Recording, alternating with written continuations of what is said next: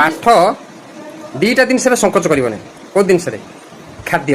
ଗୋଟେ ଜାଗାକୁ ଯାଇଛ, ଖାଦ୍ୟ ଖାଉଛ, ତମର ଯୋଉଟା ମନ ହେଲା ଶରୀର ପାଇଁ ସେ ଖାଦ୍ୟଟା ଯଦି ଭଲ ତା ଦେହରେ ସଙ୍କୋଚ କରିବନି, ମାଗିକି ଖାଇବ। ବୁଝିପାରିଲ ନା?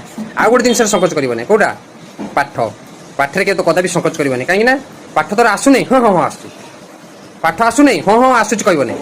ନାଇଁ ନାଇଁ ମତେ ଆସୁନି, ନାଜ କରିବନି। କାହିଁକିନା ଭବିଷ୍ୟତରେ କୋଉଠି ଠିକିବନି ତମେ। ଯେତେବେଳେ ବଡ଼ ବଡ଼ ପରୀକ୍ଷା ହବ ସେତେବେଳେ ଠିକିଯିବ। ସିନା ସାର୍ ଫାର୍ କତିରେ ନାଜ କରିବନି। ସାର୍ ହେଲେ ବାପା ମା ଭଳିଆ। ବାପା ମାକୁ ଯଦି ନାଜ କରିବ ଆଉ କହିବ କୋଉଠି ଖୋଲିକି? ସାରଙ୍କ କତିରେ ସବୁ ଖୋଲିକି କହିବ ନାଇଁ ନାଇଁ ମୁଁ ଏଟା ବୁଝିପାରିଲିନି। ଦିଥର ବୁଝେଇଲେ ବୁଝିପାରୁନା, କହିବ ବୁଝିପାରୁନି। ଗାଳି ଟିକେ ଦେଲେ କିନ୍ତୁ ବୁଝେଇ ଦେବେ।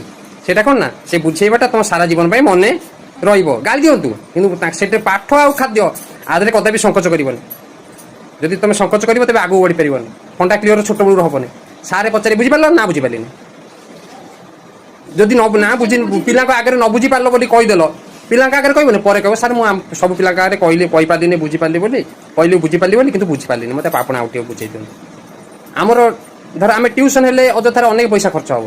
ଆମେ ଟ୍ୟୁସନ ନ ହେଇକି ବି ସେଇ ସାରଙ୍କ ଠାରୁ ଆମେ ବୁଝିପାରିବା। ଯାହାର ମନୋବୃତ୍ତି ରହିବ ଶିଖିବା ପାଇଁ ତାକୁ କେହି ରୋକି ପାରିବେନି। ଯାହାର ମନୋବୃତ୍ତି ରହିବ ଶିଖିବା ପାଇଁ ତାକୁ କେହି ରୋକି ପାରିବେନି। ଆଉ ଯାହାର ମନୋବୃତ୍ତି ନ ରହିବ ସେ କଦାପି ଉଠି ପାରିବେନି। ଏଇ କାଲି ସତ୍ୟ ସାର୍ ଦୋକାନ ଯାଇଥିଲେ, ସେ କହୁଥିଲେ କହିଲେ ଯେତେବେଳେ ବହି ଖଣ୍ଡେ ଆମେ ପାଉନା ପଢିବା ପାଇଁ, ସାଙ୍ଗସାଥିରୁ ବହି ଆଣିବୁ, ସେ ହିଂସାରେ ବହି ଦେବେ ଯେ କିନ୍ତୁ ନିଜେ ପଢିବେନି। କହିବେ ମୁଁ ପା ପଢିବି, ମତେ 15 ମିନିଟ୍ ପରେ ଦେବୁ। ଜମା ପଢିବେନି। ଯାହାର ପଇସା ଅଛି ତା ପାଖରେ ବହି ଅଛି କିନ୍ତୁ ପାଠ ସେମାନେ ପଢିବାକୁ ତାଙ୍କର ମନ ନାହିଁ।